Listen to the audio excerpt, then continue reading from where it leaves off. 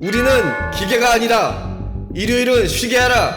노동자를 혹사시키지 말라. 전태일 1970년 11월 13일 격동의 시대 열악했던 대한민국 노동자들의 삶의 중심에 선 그의 비극적 이야기 시작합니다.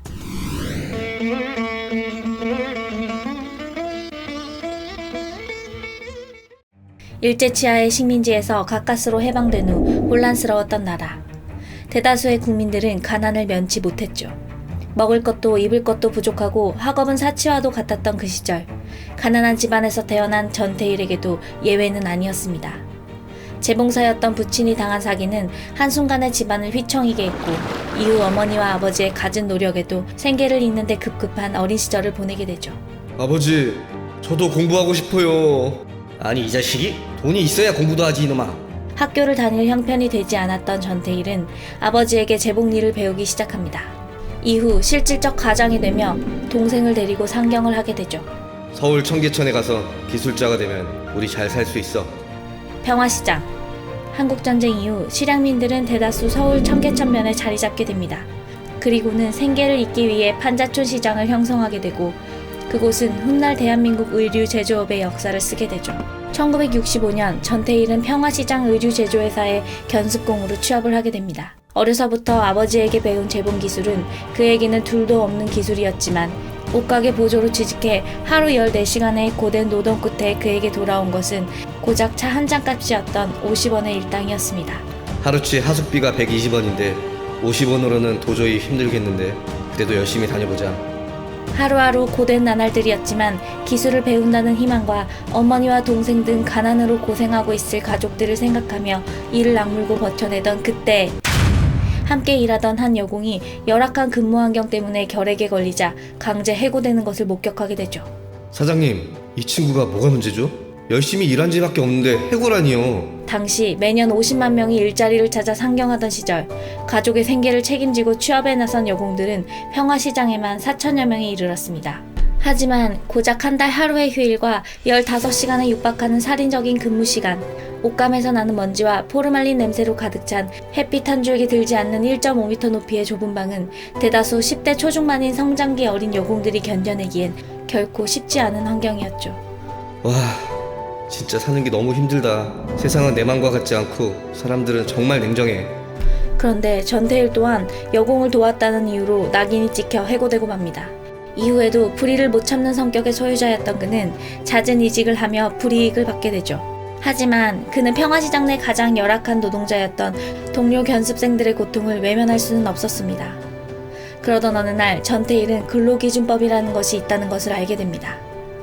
그 내용을 틈나는 대로 독학해보려 시도했지만 국어와 한문이 혼용으로 쓰여져 있던 법전은 그에게는 또 하나의 넘기 힘든 산이었습니다. 형님, 저 이 책 내용 좀 알고 싶은데 한자 때문에 도통 읽을 수가 없어요. 좀 도와주세요. 다행히 그가 잘 따르던 한 대학생형의 도움으로 한 페이지 한 페이지씩 읽어나가기 시작했죠.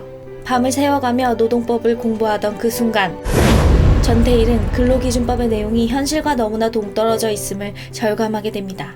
산업화가 시작되며 성장에만 급급했던 당시의 현실, 형식적인 법의 테두리는 그나마도 16명 이상 사업체에 적용될 뿐 소규모 사업장에는 적용되지 않는 것이었죠. 그리고 1969년 6월, 전태일은 혼자만의 힘으론 세상 어느 것도 바꾸기 힘듦을 깨닫게 됩니다. 그리고 같은 일을 하던 재단사들, 근처 공장의 노동자들을 찾아다니며 뜻을 같이 할 사람들을 모집하기 시작하죠. 바보회.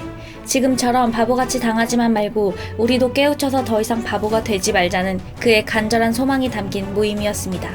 1970년 전태일은 재단사로 일하게 되었지만 자신의 처우가 나아졌음에도 노동운동을 본격화하기 시작합니다. 이전의 바보회를 발전시킨 삼동친목회를 조직하고, 카카, 신체적, 정신적으로 약한 여공들을 돌봐주십시오.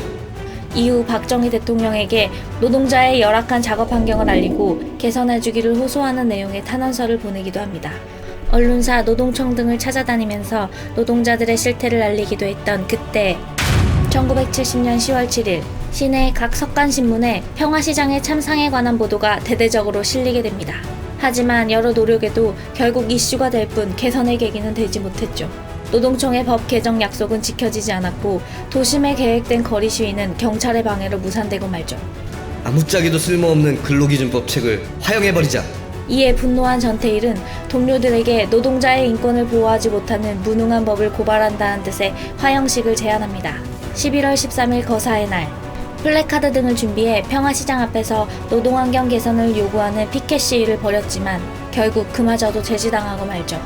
근로기준법을 준수하라. 우리는 기계가 아니라. 일요일은 쉬게 하라. 노동자를 혹사시키지 말라. 전태일은 자신의 몸에 불을 붙인 채 평화시장 앞길로 뛰기 시작합니다. 불길은 순식간에 전신을 휘감고 타올랐고 목 놓아 구호를 외치던 그는 결국 그 자리에 쓰러지고 말죠. 저는 하늘에 작은 구멍을 내었습니다. 제 죽음이 헛되이 되지 않도록 그 구멍을 넓혀주세요. 50년이 지난 지금 현재 대한민국은 청년 전태일이 꿈꾸던 세상이 되었을까요?